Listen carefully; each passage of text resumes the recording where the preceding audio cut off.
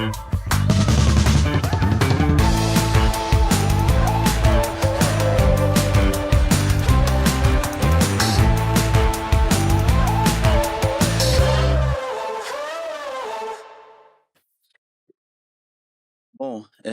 vamos dar início a mais uma edição do nosso PodUL. E hoje a gente tem um convidado especial aqui, Fernando Micali, da Cetáceo. E estamos aqui eu, Ivan, né, analista de inovação, o Lucas, analista de inovação também, e o Fernando, que é o CEO e cofundador da Cetáceo. Falar um pouquinho do currículo dele aqui para apresentar para vocês. Doutor em engenharia pela USP, nas áreas de métodos numéricos e software, e mais de 30 anos de experiência na área de educação, né? Então, Fernando, seja muito bem-vindo aí no nosso bate-papo. Obrigado pelo convite. E, para começar, a gente poderia falar um pouquinho sobre a IA, que é o nosso tema do Inova Week, né? Então, se popularizou muito com o ChatGPT, né? Tá aí no nosso dia a dia em alta. Mas como que você enxerga o uso da IA no nosso dia a dia, né? A gente sabe que tá mais no nosso dia a dia do que a gente imagina. E como que você enxerga essa utilização da IA no nosso cotidiano? Legal, Ivan. Olha, recentemente, porque a IA não é algo novo, né? A IA, a gente tem décadas e décadas que a IA tem sido estudada, tem se difundido. Ela se popularizou agora com o ChatGPT, porque é de fácil acesso, fácil de entendimento e como usar. Você interage com linguagem natural, então ficou muito mais popularizado agora.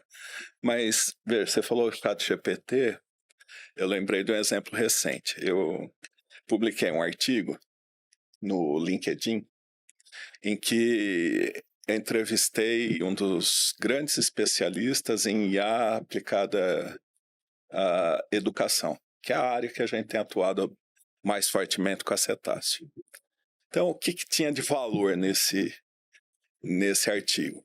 Logicamente, as respostas do especialista eram bem interessantes, de como aplicar ciência de dados na educação e extrair valor disso. Mas lá no final, a gente não revelava quem era esse entrevistado. E lá no final, eu perguntava, mas você pode se identificar? Você pode dar teu currículo?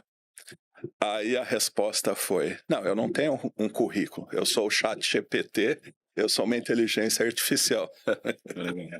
O que é interessante dessa experiência? Por que a gente publicou? Lógico, para o pessoal da área da educação conseguir entender um pouco mais como é que se aplica IA na educação. Mas mais do que isso, olha que interessante, os comentários. O pessoal comentava o seguinte, poxa, eu não sabia que o especialista era uma IA, você me enganou, o artigo é muito legal, mas praticamente 100% dos comentários era em cima disso. Uhum. Na década de 50, por que eu publiquei isso? Um outro motivo. Na década de 50, Turing escreveu um artigo em que ele fala o seguinte, ele coloca 3 jogadores... Teste de Turing. O teste de Turing, conhecido teste de Turing. Muito bom. Uhum. A é uma pessoa, né? B é uma IA, C é um entrevistador que não sabe quem é A, quem é B. Se o entrevistador não conseguir identificar quem é a IA, quem é o humano, então a IA é inteligente. De fato, é uma IA. Aquele agente computacional é uma inteligência de fato. E foi o que aconteceu. O teste, eu acabei fazendo o teste de Turing no LinkedIn, porque eu publiquei o artigo e quem leu só foi saber que era uma IA quando no final do artigo. Uhum. Então, de fato, hoje, pelo teste de Turing, a gente pode falar que hoje a gente tem inteligência artificial de fato e ela atua com linguagem natural. Isso é meio até controverso, porque a própria OpenAI fala que, dizem, né, que ela falha o teste de Turing propositalmente. para não assustar o pessoal com o que é inteligência Nesse artificial. caso, ela não, Exato, ela nesse não caso falhou. funcionou. Funcionou, ela foi até o fim, o pessoal não conseguiu identificar. E por que agora? Olha, a tese de Turing, em 1950, já se estava preocupado com inteligência artificial. Tinha gente escrevendo sobre isso. Uhum. E por que só agora? Então, eu acho isso importante. Porque eu acredito que hoje a gente tem as condições necessárias para aplicação em produção, aplicação de fato comercial para IA. Poder computacional subiu assustadoramente, preço do armazenamento cada vez mais barato, algoritmos consolidados e um grande volume de dados, que é o que é necessário para IA. Uhum. Então, de fato, se popularizou por conta de você poder interagir por linguagem natural, mas também porque hoje a gente tem condição de fato, aplicar a IA. A economia é um grande fator de impulsionamento, lógico, das revoluções. Uhum. Então, hoje tem grande volume de dinheiro injetado nisso, porque hoje é viável aplicar IA. E hoje um dos grandes desafios é a consolidação dos dados, né? Sem dúvida. Porque a gente tem geração de dados em diversos setores ali, né? E a consolidação, padronização, né? Dos chamados data lakes, né? Sim. Que é um dos grandes desafios, né? Acho que esse é um ponto também, né? Esse é nosso dia a dia. Na Cetáceo, a gente trabalha o tempo todo aplicando ciência de dados para a gestão. Quando a gente pega um processo, vamos falar grosso modo, processo completo de um sistema que aplica ciência de dados, você tem que ter um grande volume de dados, que é o que você está falando. Você tem que ter uma biblioteca de algoritmos robusta, que consiga pegar esses dados, transformar em informação relevante, inclusive fazendo predições, análises preditivas, o que deve acontecer. E você tem um outro desafio, que é o que a gente chama de análise prescritiva. Então, o algoritmo, a princípio, faz o diagnóstico. Olha, com esse conjunto de dados, o diagnóstico, a situação da tua empresa é essa. Uhum. O preditivo. E você mantendo essas práticas, o que vai acontecer é isso. Mas o passo seguinte é a prescrição. Quando você faz um exame de raio-x, você tem um diagnóstico e o médico prescreve um remédio. Então, a cultura ainda das empresas, eu percebo que não está muito preparada para pegar um diagnóstico e saber qual é o remédio para aquele problema que foi diagnosticado. Então, você está falando do desafio de dados, é verdade. A grande maioria das empresas coleta dados de diferentes sistemas. Na usina é assim, na área de educação é assim, na área farmacêutica é assim. Você tem um sistema de gestão, você tem um sistema contábil, você tem o RH, você tem a produção, o sistema de produção lá na usina. Na área da educação, você tem o ambiente virtual de aprendizagem. Então, a gente não consegue fugir disso. Você tem diferentes sistemas e, no final, você tem que limpar esses dados, ver o que interessa de fato, sanear. Você tem que integrar e tem que enriquecer esses dados para que eles gerem informação. Então, hoje, onde que está o grande desafio? Eu acredito nas duas pontas. Primeiro, você ter uma base consistente de dados. E lá no final dessa cadeia, você tem que ter gestores que saibam como aplicar a inteligência que foi gerada por meio daquele conjunto de dados. E não confiar 100%, né? Porque tanto a análise preditiva quanto a prescritiva, elas nunca têm certeza. Elas sempre colocam lá, tenho 80% de certeza que é isso, 10% que é isso, 5% tal. E vai diminuindo as probabilidades de cada ação que ela toma. Até o ChatGPT mesmo, de vez em quando você pergunta alguma coisa, ele joga alguma coisa nada a ver lá, uma resposta. Perfeito. Que é sempre bom você ter uma segunda fonte de dados. Perfeito. Que é interessante também a gente usar a inteligência artificial como uma copilota mesmo, né? Então, sempre tem que ter um humano ali do lado dela para meio que quebrar esse tabu que a inteligência artificial vai substituir todo mundo daqui, vai resolver tudo, vai resolver tudo, vai ter um... Eu concordo. É isso mesmo. O poder analítico do ser humano ainda é fundamental. Né? Exato. A gente toma cuidado de falar ainda, porque a gente não sabe para onde vai. Tem que tomar cuidado. Eu acho que ainda Uhum. o ser humano é fundamental nesse processo. Mas você veja, mas não dá para a gente descartar. Até aquele caso clássico, como a gente está falando para um público que não é um público totalmente especializado em IA, Sim. é legal citar a importância. Tem aquele caso clássico do Walmart, que eu lembrei agora, Uhum. que aumentou 30% da venda de fralda e cerveja. Uma do lado da outra. Faz 30 anos que isso aconteceu, esse case aí. Lá atrás o pessoal já estava Por quê? Colocar, olhando, teve pessoal do Walmart de ciência de dados, por meio de mineração de dados, percebeu olhando o carrinho de compra, que quem ia comprar fralda também comprava cerveja. Então tinha essa ligação de fralda com cerveja que parece um negócio maluco, os pais. Então o que eles fizeram? Puseram um do lado do outro para inspirar o cara que for comprar fralda, comprar cerveja, o contrário também, para não deixar esquecer. E aumentou em 30%. E a gente conversou com o pessoal no outro episódio ali, que até a disposição dos produtos na prateleira é trabalhado para induzir o consumidor. Perfeito. É isso aí. Os produtos que ficam mais embaixo, produtos que ficam mais ou menos na visão natural, e os que ficam mais em cima, com linha premium, etc. O que você mais quer vender, que tem menor margem, tá ali na horário natural. Que sai mais venda do produto. Teve um case também que existiam lojas nos Estados Unidos que mudavam a etiqueta de preço conforme a hora do dia. Então, por exemplo, uma fralda ou alguma coisa, igual a gente estava conversando, podia aumentar ou diminuir o preço de acordo com o momento que a pessoa, o horário que a consumidora entrasse, para poder vender mais ou apertar um pouco mais a margem. Legal. E tudo isso analisado via IA. Sim. Então é muito legal. Uma coisa muito. O que chama a atenção é que faz 30 anos, né? Sim. Exatamente. Tem algumas pessoas que falam que isso nunca ocorreu, que isso daí foi criado.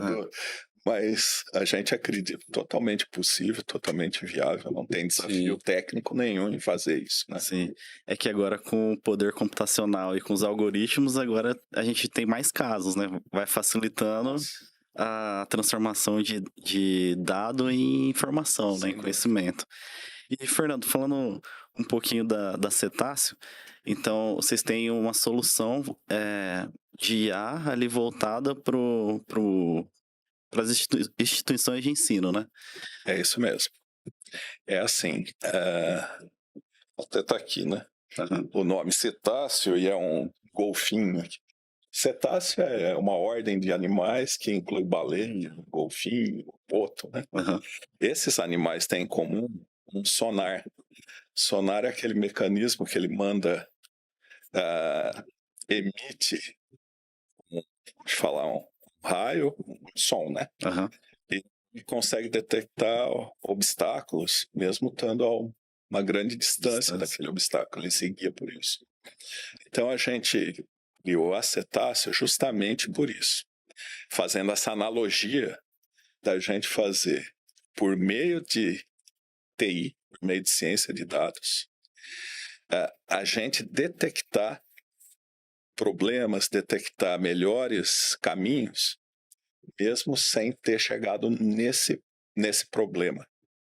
Então, seta foneticamente dá o sentido de direção.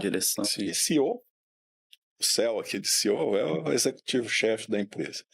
Então, juntando tudo isso, o que a gente trabalha? Aplicando ciência de dados para gestão de alto desempenho de empresas. A gente começou criando um produto que se chama BA2Edu, Business Analytics para educação, e a gente tem atuado no setor educacional. Mas esse conceito ele é genérico. Então, a gente deve expandir futuramente para outros setores, mas a gente começou com o setor que a gente mais dominava, que era o educacional. Então, a gente tem implantado centros de inteligência nas instituições de ensino. É isso que a gente vem fazendo. E qual que é o conceito ali do centro de inteligência, né? Legal. Legal. É o termo que apareceu pela primeira vez agora, né? Sim. Então, um centro de inteligência é um conceito que a gente criou. Ele está alicerçado em 4 pilares. Primeiro, boas práticas de gestão. Então, a gente catalogou, sistematizou as boas práticas do setor educacional. Esse é o primeiro pilar, que é muito ligado ao ser humano. Boas práticas. Um segundo pilar é uma plataforma de software. Então, a gente não tem um Power BI, não tem um Tableau, não tem um sistema de BI, a gente criou o nosso. E por que a gente criou o nosso? A gente está reinventando a roda? Não. A gente percebeu que toda iniciativa que as empresas têm de implantação de BI esbarra na adoção. O gestor não gosta daquilo que ele está vendo. O gestor não quer ouvir falar de TI, ele quer falar de negócio. Ele quer resolver problemas reais do mundo dele. Então, o BA2Edu, ele fala a linguagem do gestor. Ele não vai falar um cubo de decisão. Não, ele vai falar, olha, a melhor estratégia para tal momento é essa aqui. Ele fala a linguagem do gestor. Um terceiro pilar é o pilar de dados. A gente tem conectores prontos para os principais sistemas da área de educação. Então, a gente comentou lá no começo que um grande desafio são os dados, né? Sim. Então, a gente começa o projeto, a gente já consegue conectar com os sistemas que estão... Porque a gente mapeou todos os sistemas da área educacional e criou o conector. Então, começou o projeto, a gente já conecta e começa a extrair informação dos sistemas. E a área educacional, ela é extremamente regulada. Isso é, as instituições de ensino têm como obrigação fornecer seus dados, suas informações para o MEC, para o Ministério.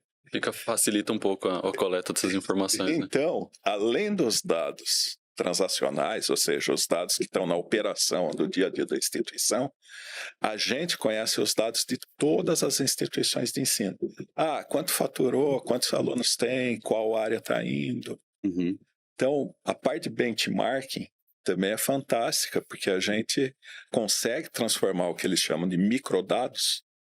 São dados que você gasta um baita tempo lá, que está disponível no MEC, mas você tem que gastar um tempo para transformar em informação. Então, resumindo, a gente estava falando boas práticas do setor, um bom software de fácil adoção, bom conjunto de dados e a parte de algoritmos que fazem, usando métodos numéricos, métodos estatísticos e IA, para trabalhar com análise diagnóstica e análise preditiva, fornecendo assim essa informação de valor para o gestor. Isso que é um centro de inteligência, são esses 4 pilares. Você consegue fechar todo o ciclo, né? Com uma boa gestão, um bom software, dados e um algoritmo bem feito, fechou o ciclo da informação em si, da informação útil, né? Lucas, e se você não entregar isso, fica capenga. Entendi. Porque se você só informa e não fala o que fazer com aquela informação, o gestor não vai saber o que fazer. Você fala, mas a área educacional não tem uma boa cultura. Tem uma boa cultura, mas como todas as outras, é um setor, uma indústria em transformação. Então, nem todo gestor está acostumado a trabalhar com dados. Exato. Mesmo na área educacional. E não vai adiantar ser um bom gestor, ter dados e o algoritmo, se não tiver um software que seja adaptativo. Exatamente. Um pilar acaba complementando o outro. Exatamente. Interessante. Esse é um centro de inteligência. Legal. E, Fernando, até conversando com o Henrique, né? Ele passou pra gente uma solução que vocês estão desenvolvendo, que eu achei muito interessante, que é a consulta do BI de vocês ali em linguagem natural, né? É isso mesmo. E aí ele comentou que um exemplo, né? Você vai e faz a pergunta ali como se estivesse com o chat GPT mesmo, por exemplo, né?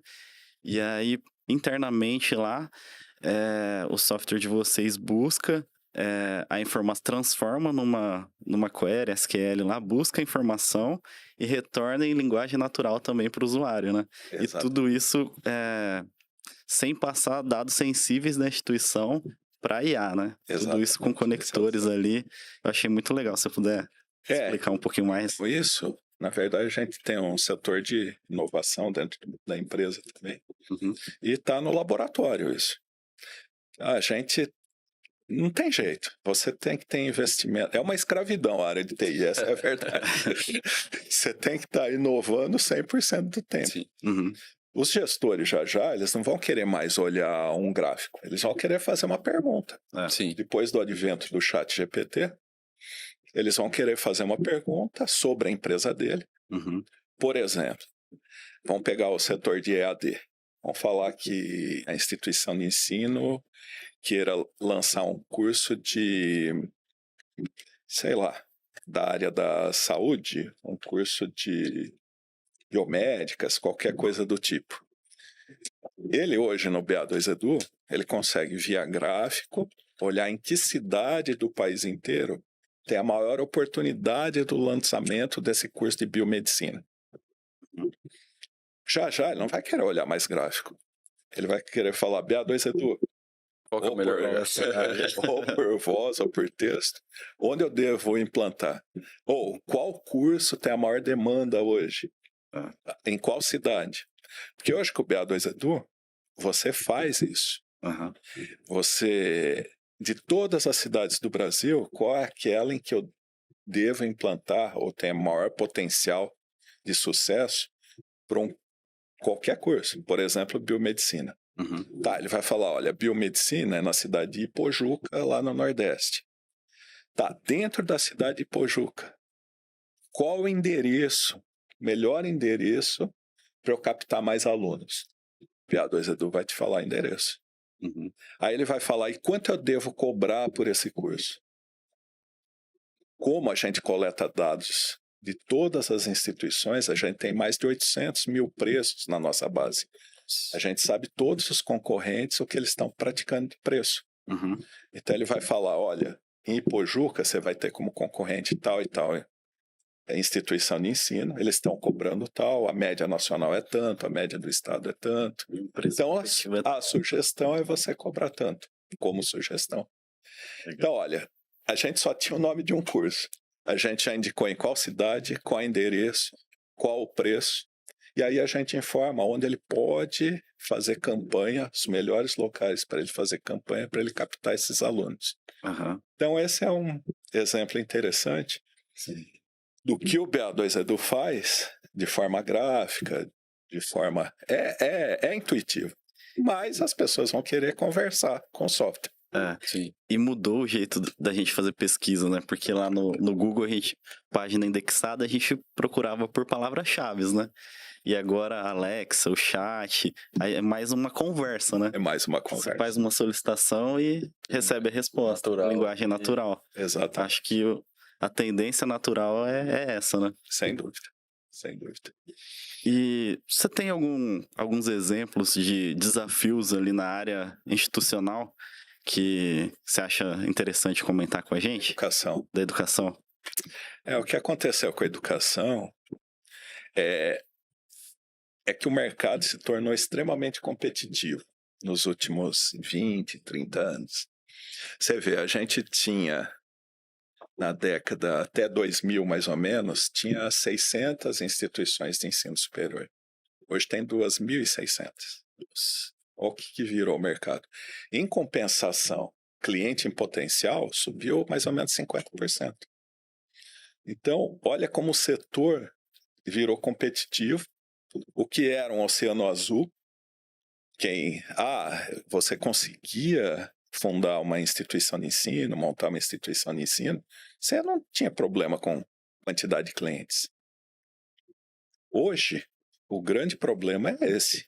Está extremamente competitivo. Como está competitivo, está todo mundo procurando ter um diferencial, o seu diferencial competitivo. Qual é meu diferencial? E como que você aumenta o diferencial? Aumentando a inteligência corporativa. Como é que aumenta a inteligência corporativa? Por meio de ciência de dados. Dados. Tudo é dados. Por meio de dados. Então, aquele oceano azul que tinha há 20, 30 anos atrás, não tem mais. Então, as instituições de ensino têm que se profissionalizar e usar a ciência de dados para a tomada de decisão. Tomar decisão quanto mais rápido, melhor, e quanto mais precisa, melhor. Perfeito. Aí, um grande problema que tem as instituições de ensino, você captou, é a evasão. O aluno vai embora. Então, você fez um investimento enorme, custo de aquisição de cliente está cada vez maior, e o tempo de vida daquele teu cliente está cada vez menor. As instituições de ensino, no ano passado, elas tiveram, na área privada do ensino superior, tiveram praticamente 50% de evasão. Ou seja, metade dos alunos que você fez um esforço danado para captar evadiram. O que a gente tem feito? A gente tem atuado de forma preditiva na evasão. Hoje eu acredito que esse seja o carro-chefe do BA2 Edu, predição de evasão. A gente pega todos os dados possíveis, a gente coleta os dados daquele aluno. Então, o aluno está presente, está engajado, o aluno está pagando, o aluno, qual a movimentação, o que ele tem solicitado, qual é o NPS, qual o Net Promoter Score, como é que aquele aluno avalia a instituição. Então, várias pesquisas também. Esse conjunto de dados a gente submete a um algoritmo preditivo que fala de 90% a 100% quais alunos vão evadir e quais as causas daquele. Uhum. Porque tem o mito de que o problema é financeiro, e a gente detectou que não é. O problema não é financeiro, o problema é também financeiro, mas se o aluno está engajado, está satisfeito com o que está sendo oferecido para ele, ele vai dar um jeito de pagar. Só em último caso, né? Tem Sim. que foge dessa regra. Então, esses algoritmos preditivos, eles estão gerando muito valor. Olha, você tem instituição de ensino que o faturamento dela é 80 milhões, ela perde 20 milhões ou mais já no primeiro ano do aluno. Nossa. 20 milhões. O problema não é captar, né? O problema é manter. Então, pelo que eu... É uma guerra para captar e o pessoal não tem feito muito esforço na fidelização do seu cliente. É exatamente o que acontece. O pessoal acha que o esforço está todo em captar. Aí captou, fala assim, não, tudo bem, aí esquece ele lá e aí acaba dando a evasão. E a evasão, ela tem um aspecto social. Você tem um aluno em medicina que evade, é um médico a menos. Sim. Cuidando de pessoas. Então, e todas as profissões têm valor. Um professor a menos formando uma nova geração. Então, não é só o aspecto financeiro, é o aspecto social também, que conta na evasão do aluno. Então, eu acho que esse é um tema bastante relevante na área educacional. E sabendo disso daí, a gente sabe que dados de alunos, pessoas, é muito sensível. Tudo. Você está lidando com dados aí pessoais. Sim. Como que garante, faz esse meio de campo aí para que os dados não sejam mandados para IA, não seja objeto de treinamento e mesmo assim conseguir usar da melhor forma possível esses dados? É que esses dados, eu já tenho a instituição de ensino, quando faz a matrícula do aluno, já tem um contrato onde tem todas as cláusulas ligadas a isso. Entendi. Quando a instituição de ensino nos contrata, também tem todos os termos de obediência LGPD nesse contrato. Perfeito. E a gente não manda nenhum desses dados para fora. Então, todos os algoritmos, todos os dados, fica tudo no âmbito da cetáceo. Entendi. Imagina que a segurança da informação aí tá entre 7 chaves. Exatamente. Porque é complicado de fato. Lidar com e o que a gente está buscando? Quando você trabalha evasão, você está trabalhando no sucesso do aluno. Na verdade, eu prefiro esse nome. Você quer colaborar com o sucesso do aluno. A formação. É isso que você quer. Então, é um benefício para o aluno que você traga esse tipo de inteligência. Por exemplo, você faz uma das ações, você faz uma chave. Olha, faz tempo que eu não te vejo aqui no ambiente virtual de aprendizagem. Você está precisando? Quer que eu ligue para você para bater um papo do que está acontecendo? Então, essa é uma atuação no engajamento. que você está querendo? Trazer o aluno, quer que ele aprenda da melhor forma possível. Então, isso a gente, claro, tem que respeitar a LGPD, mas você não está fazendo nada que não seja em benefício do dono da informação. Perfeito. E, Fernando, falando assim sobre o aspecto da IA em geral, né? A gente sabe que teve aquela carta do Elon Musk com o Harari para parar as pesquisas ali de IA, né, temporariamente até a regulamentação. Até por conta da proteção de dados ali, né? Como que você enxerga isso aí? Você acha que é alguma coisa mais política ali, tem outros interesses, ou você realmente enxerga uma ameaça nisso aí? Então, Ivan, eu acho assim, que você pode enxergar ameaça, mas é algo que não dá para conter. Assim Inevitável. como... Vai da ética também, né? De quem tá treinando, não só usar pro bem, né? Ele Sim, pode querer sim. usar pro Mas você vê, treino. sei lá, a Revolução Industrial, final de 1700, 1800. Teve uma resistência enorme. Vai acabar com os empregos, vai não sei o que, vai fazer isso. E o que estava se falando na época, colocar máquina a vapor para substituir o que o humano fazia. Exato. Ou colocar trem a vapor substituindo tração animal. Parecido com isso, né? A resistência e tal. Teve resistência. Teve. Quando, quando ocorre uma revolução e não uma evolução, porque a ciência vai, vamos falar, evoluindo, vai ser até redundante que eu vou falar, de duas formas. Ou de uma maneira evolutiva mesmo, evolucionária, ou de uma forma revolucionária. Quando é de uma forma revolucionária, significa que você teve uma ruptura. Sim. E não é que você vai fazer um pouquinho mais da mesma forma. Não, você vai fazer de outra forma. Totalmente diferente. É uma quebra de paradigma, é uma quebra de modelo mental. Então, quando ocorre isso, tem uma resistência natural. Eu não sei, porque o Elon Musk assinou a carta, eu não sei o que está por trás. Esses bastidores do poder é difícil avaliar, mas Sim. a gente pode olhar para o passado.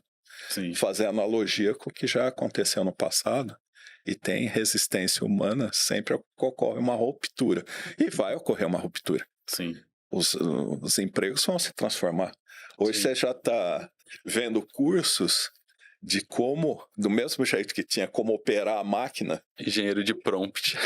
Exatamente. Como que você dá as diretivas para operar da melhor forma, extrair o melhor da IA. Sim.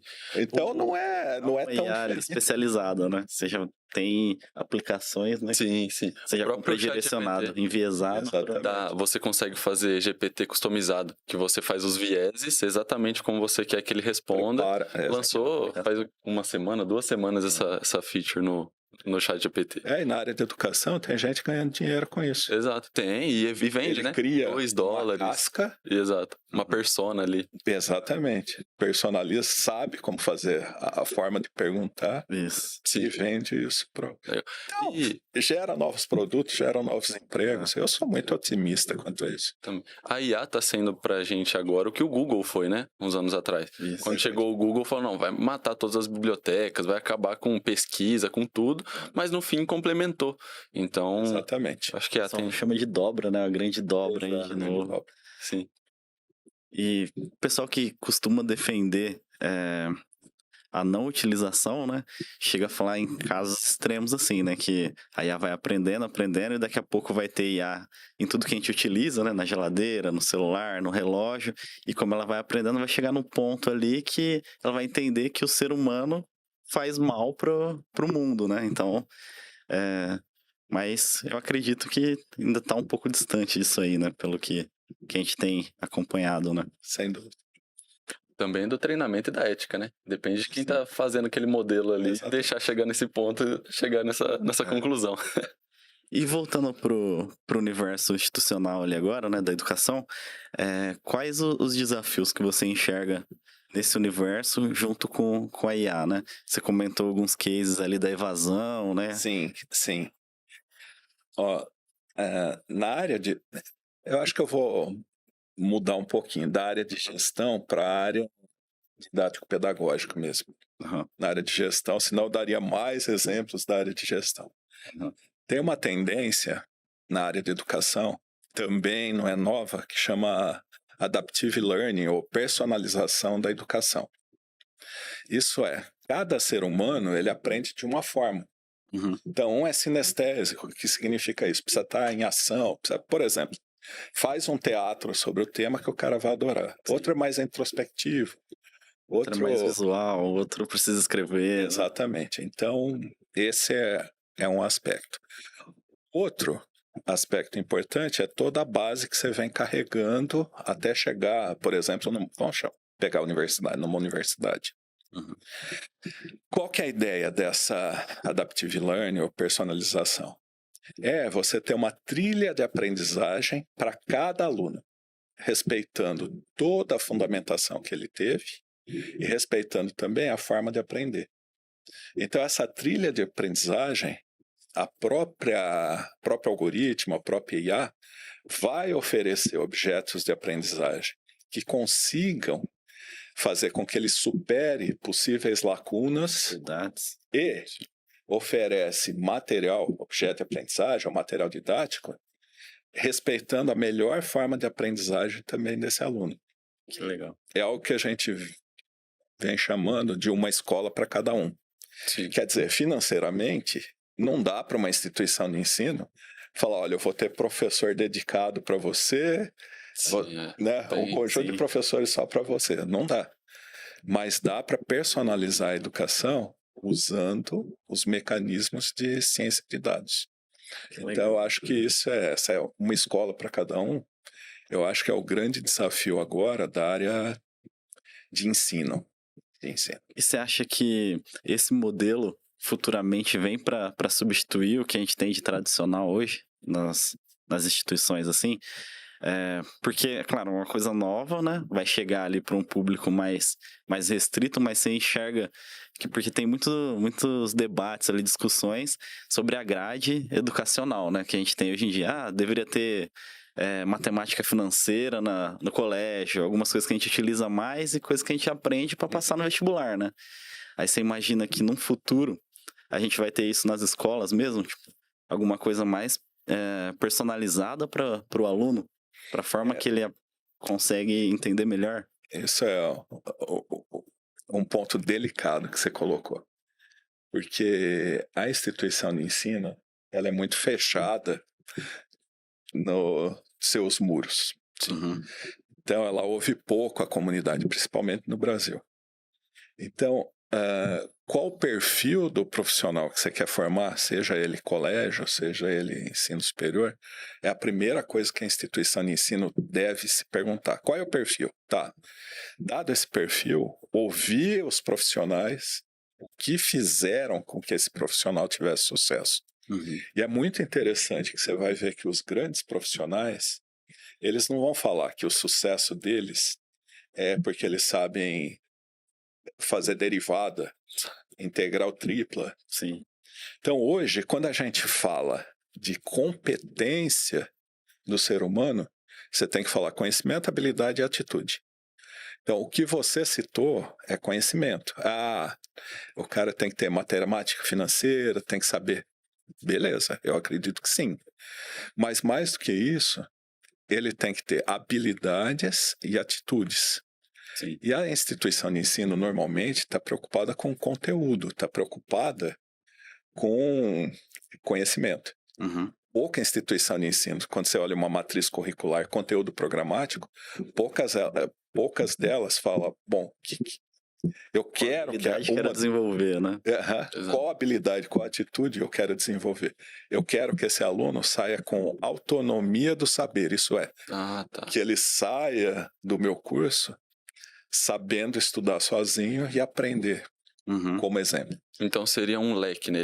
A instituição de ensino abriu o leque com vários assuntos voltados para aquela área, para deixar o estudante, né? Te ensinar a aprender. Exato. Né? Para ele chegar e falar, bom, eu gostei disso, agora eu vou ir para aquele caminho. E formalmente ajudando o aluno a avançar em habilidades e atitudes, não só em conhecimento. Perfeito. E é mais uma quebra de paradigma, né? Sem dúvida. Que a gente vê, por exemplo, a Maple Bear, que é aquela Escola escola que de ensina origem canadense. isso. E ela ensina parte do dia em português e parte do dia só em inglês, as Sim. matérias do dia a dia.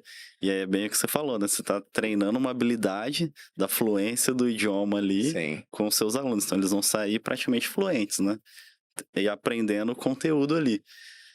Mas eu acho que é uma evolução que ainda tá um pouquinho distante da gente, né? Mas que já tá acontecendo, né? Já tem verdade. exemplos aí. Legal. Legal. Bom, e para a gente partir para o final aqui, como que você enxerga que a Cetáceo está planejando o ano de 2024, né? Quais os desafios que vocês Como eu têm? falei lá no início, a gente está muito focado no setor educacional, ok? Então a gente tem ainda desafios Uhum, no setor educacional. A gente está submetendo a um projeto para a FAPESP agora de pesquisa, que a gente quer detectar o aluno que vai evadir, mesmo sem ele sentar no banco escolar. Isso é, ele fez a matrícula, a gente já vai falar para a instituição, olha com carinho para esse aluno no aspecto tal, porque a fragilidade dele está aqui. Então, o aluno nem entrou ainda, a gente já consegue apontar uhum, para as causas que devem ser cuidadas pela instituição de ensino para o sucesso daquele aluno. É um projeto de pesquisa muito interessante isso, porque você ainda não coletou dados daquele aluno, ele ainda não fez nenhuma prova, uhum. ele ainda não frequentou, ele ainda não teve que pagar mensalidade. Sim. Aí seria uma análise antes do aluno começar o ano letivo ali. Antes, Pra... o aluno calouro, Uhum, ele não frequentou ainda. E perfeito. A como que gente tá... funciona? Não, desculpa, pode ir. Eu ia perguntar, como que funciona para você traçar o perfil do seu potencial aluno ali, né? Para você conseguir direcionar Mas você fala aí na captação de aluno? na captação. Como que funciona A esse gente se trabalho baseia ali? muito em dados do Enem. Hum, Ah, Então, por região, pela vocação do colégio e usando dados do Enem. aham, entendi. Você está lançando engenharia? Você pode olhar naquele entorno quais são as escolas fortes em exatas, grosso modo, né? Não é só isso. aham. Mas para simplificar o pessoal entender, essa é uma forma da gente usar dados públicos, colocando inteligência nesses dados públicos. E eu acho que esse é um grande desafio, né? Porque muitas vezes o aluno ele já tá confuso ali em qual curso que ele vai fazer na época do vestibular. Mas aí que tá. E aí você vai traçar o perfil dele baseado É ali por no. isso que você precisa cuidar do aluno desde que ele entrou. É, E você estava falando das perspectivas, então a gente quer avançar sim na área educacional, a gente está investindo nisso, inclusive em projeto de pesquisa, mas a gente tem vários setores a serem explorados. Então a gente está procurando parceria com pessoas ou empresas que entendam bem de um negócio, para a gente criar um produto que seja o centro de inteligência. Vamos falar, já que a gente está falando de usina, uhum, centro de inteligência das usinas. uhum, Então, um centro de inteligência que a gente consiga vender para as usinas, ou para a área farmacêutica, para a área hospitalar, porque esse conceito de centro de inteligência a gente não acha.